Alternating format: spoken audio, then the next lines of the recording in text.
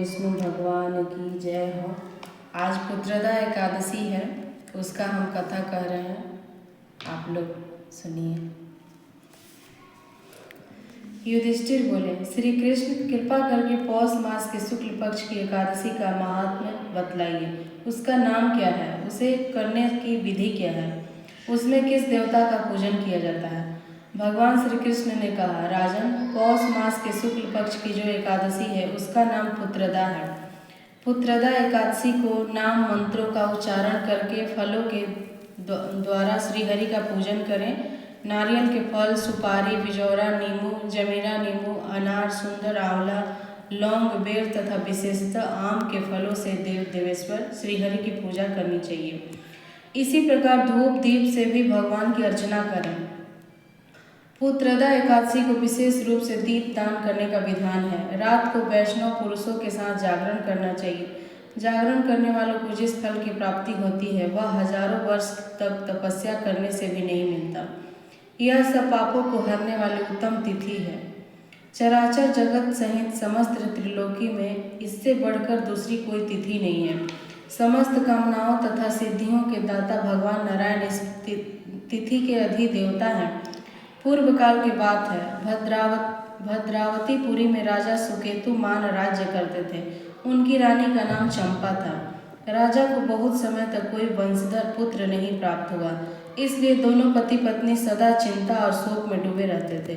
राजा के पितर उनके दिए हुए जल को शोकोच्छावश से गर्म करके पीते थे। राजा के बाद और कोई ऐसा नहीं दिखाई देता जो हम लोगों का तर्पण करेगा, यह सोच सोच कर पितर दुखी रहते थे। एक दिन राजा घोड़े पर सवार हो गहन वन में चले गए। पुरोहित आदि किसी को भी इस बात का पता न था। मृग और पंछियों से सेवित उस सघन कानन में राजा भ्रमण करने लगे। मार्ग में कहीं सियार की बोली सुनाई पड़ती थी तो कहीं उल्लुओं की। जहाँ तहाँ भालू और मृग दृष्टिगोचर हो रहे थे। इस प्रकार घूम घूम कर राजा वन की शोभा देख रहे थे। इतने में दोपहर हो गई। राजा को भूख और प्यास सताने लगी। वे जल की खोज में इधर उधर भटकने लगे। किसी पुण्य के प्रभाव से उन्हें एक उत्तम सरोवर दिखाई दिया, जिसके समीप मुनियों के बहुत से आश्रम थे। शोभाशाली नरेश ने उन आश्रमों की ओर देखा। उस समय शुभ की सूचना देने वाले शकुन होने लगे। राजा का दाहिना नेत्र और दाहिना हाथ फड़कने लगा, जो उत्तम फल की सूचना दे रहा था।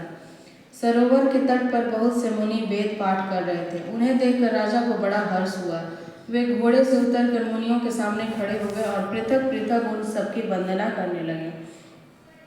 वे मुनि उत्तम व्रत का पालन करने वाले थे। जब राजा ने हाथ जोड़कर बारंबार दंडवत किया तब मुनि बोले, राजन, हम लोग तुम पर प्रसन्न हैं। राजा बोले, आप लोग कौन हैं? आपके नाम क्या है तथा आप लोग किस लिए यहाँ एकत्रित हुए हैं? कृपया यह सब बताइए। मुनि बोले, राजन, हम लोग विश्वदेव हैं, यहाँ स्नान के लिए आए हैं।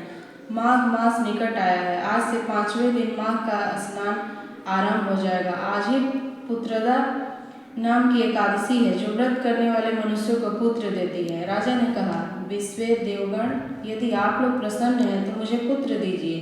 मुनि बोले, राजन, आज पुत्रदा नाम की एकादशी है, इसका व्रत बहुत विख्यात है। तुम आज इस उत्तम व्रत का पालन करो। महाराज भगवान केशव के प्रसाद से तुम्हें पुत्र अवश्य प्राप्त होगा। भगवान श्री कृष्ण कहते हैं, युधिष्ठिर, इस प्रकार उन मुनियों के कहने से राजा ने उत्तम व्रत का पालन किया।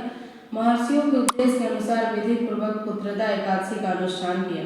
फिर द्वादशी को पारण करके मुनियों के चरणों में बारंबार मस्तक झुकाकर राजा अपने घर आए। तदनंतर रानी ने गर्भ धारण किया। प्रसव काल आने पर पुण्यकर्मा राजा को तेजस्वी पुत्र प्राप्त हुआ, जिसने अपने गुणों से पिता को संतुष्ट कर दिया। वह प्रजा का पालक हुआ।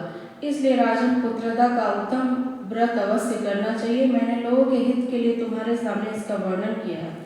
जो मनुष्य एकाग्रचित होकर पुत्रदा एकादशी व्रत करते हैं, वे इस लोक में पुत्र पाकर मृत्यु के पश्चात स्वर्गगामी होते हैं। इस महात्म्य को पढ़ने और सुनने से अग्निष्टोम यज्ञ का फल मिलता है। बोलो विष्णु भगवान की जय हो। जय।